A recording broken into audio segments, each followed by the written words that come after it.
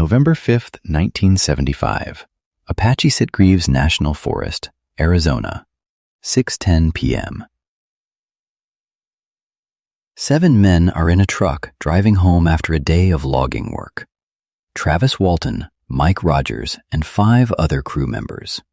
A normal November evening in the Arizona pines. Then they see it. Through the trees, a light, bright, hovering above the forest floor. They slow down. They look. A disc-shaped craft, metallic, glowing, approximately 20 feet wide, hovering silently above the trees. The men in the truck go silent. Nobody speaks. Nobody moves. Then Travis Walton opens the truck door. He gets out.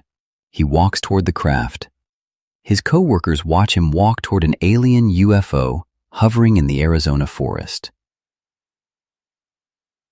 A beam of blue-green light shoots from the bottom of the craft.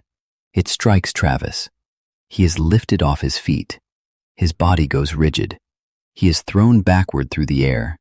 He hits the ground. His coworkers panic. They drive away. When they come back, Travis is gone.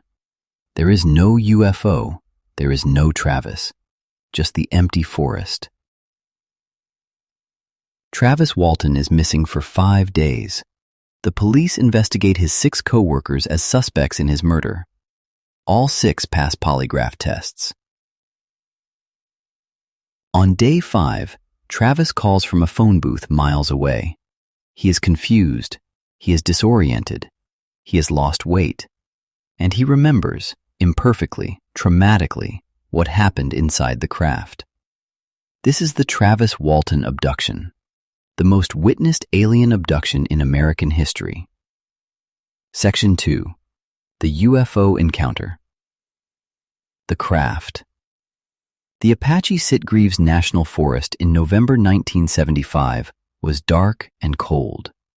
The logging crew of 7 had been working since early morning. They were on a contract, cutting and clearing timber in one of the most isolated parts of the Arizona mountains. 7 ordinary working men, tired, ready to go home. When Mike Rogers slowed the truck, what all 7 men saw in the clearing was unlike anything they had seen before. A disc-shaped craft, perfectly smooth, metallic-looking, glowing with an intense yellow-white light from within.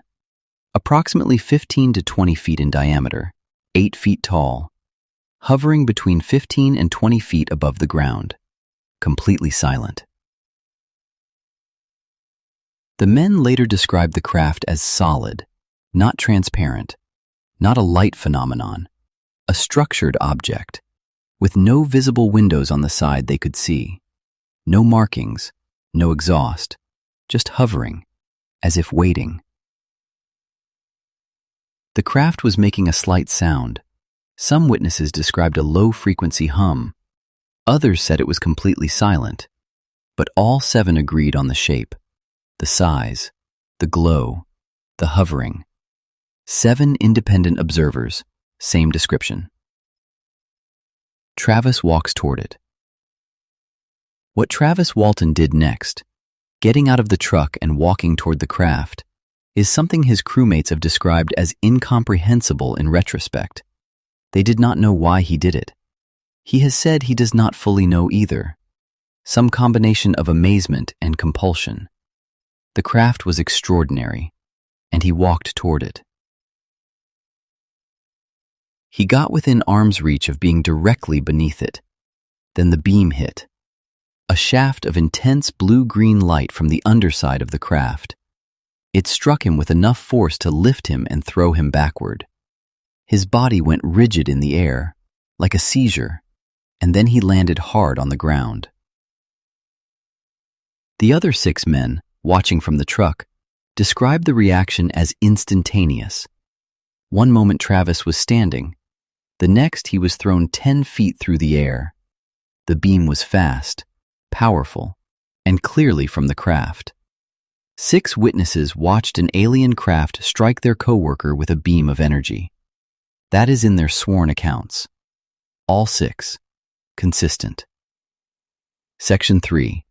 The 5 days inside the craft. What Travis remembers. Travis Walton's account of the 5 days he was missing has been given in interviews, in his book Fire in the Sky, and Under Hypnosis. The core of it has never changed. His first memory after the beam struck him is waking up in a room. Not a hospital room. Not a room he recognized. A curved ceiling above him. Smooth walls. An ambient light with no visible source. He was lying on a table. His chest hurt. He was confused and disoriented.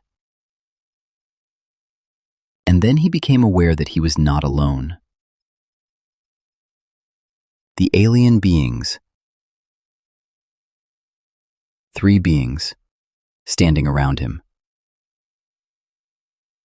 Travis describes them as approximately 5 feet tall, bald, large domed heads, large brown eyes, not the jet black of popular culture, brown. Small mouths, small noses, no visible ears, wearing loose tan-colored suits or coveralls. Their skin, pale, almost translucent. They stood quietly, looking at him. Travis, terrified, grabbed an instrument from a nearby surface and tried to defend himself. The beings backed away. They did not speak. They did not respond aggressively. They simply left the room. Travis was alone. He explored the room. He found a chair, or something like a chair, and sat in it. Stars appeared on the ceiling, or what appeared to be a dome of stars, as if the room could display what was outside. He tried to operate it. Things changed around him. The stars moved. The human-looking beings. This is a detail of the Travis Walton account that is less often discussed, but is part of his consistent testimony. He was led out of the first room by one of the alien beings, or by some compulsion he cannot fully describe, and he encountered beings that appeared human, tall, golden-haired, wearing helmet-like headgear. They did not speak to him either. They guided him to another area. He was placed on a surface. Something was put over his face, and then nothing. The next thing Travis remembers is lying on the side of a road outside Heber, Arizona. Lights above him, the craft, he believes, just departing. Cold, confused, weak. He walked to a phone booth and called his brother-in-law. 5 days had passed. To Travis, it had felt like hours. Section 4. The Investigation. When the 6 remaining crew members drove away from the forest on November 5, 1975, they were in a state of shock. Mike Rogers eventually turned the truck around. They went back. Travis was gone. The craft was gone. Just the empty clearing in the Arizona forest. They called the sheriff. Navajo County Sheriff Marlon Gillespie responded. Within days, the investigation had shifted from a missing person case to a potential homicide investigation. The 6 coworkers were suspects in the disappearance and possible death of Travis Walton. The polygraph tests. 5 of the 6 crew members agreed to polygraph testing. The tests were administered by respected polygraph examiner Cy Gilson. Gilson's conclusion after testing all 5 men: these men have been telling the truth. In my opinion, they really believe it happened. Not one of the 5 failed. Not one showed signs of deception. 5 men, tested separately, all showing truthful responses when asked about watching a UFO strike their coworker. Travis himself was tested after his return. He also passed. The National Enquirer, which had offered a prize for the best UFO case of the year, gave the award to the Walton case. Not because of the prize money, but because their own investigators found the case compelling. Dr. James Harder, the UC Berkeley professor who had investigated Pascagoula, also examined Travis. His assessment was consistent with a genuinely traumatic and unexplained experience. Section 5. Fire in the Sky. In 1993, Paramount Pictures released Fire in the Sky, based on Travis Walton's book of the same name, starring D.B. Sweeney as Travis Walton and Robert Patrick as Mike Rogers. It told the story of the abduction and its aftermath. The film was seen by millions of Americans. It brought the Travis Walton case to a mainstream audience that might never have heard of it. And it is worth being honest about what the film got right and what it changed. What the film got right. The basic facts of the night. The crew. The craft. The beam. The 5 days missing. The polygraph tests. The community suspicion. What the film changed. The depiction of the alien beings and the interior of the craft was significantly more graphic and horrifying than Travis's actual account. Travis himself has said publicly that the film's alien sequence, which showed him being dissected and experimented on in disturbing detail, was not what he experienced. The actual beings he encountered were strange, but not the nightmare scenario the film depicted. This is important context, because many people's impression of the Travis Walton abduction comes from the film. The film is more dramatic, more frightening, more cinematic.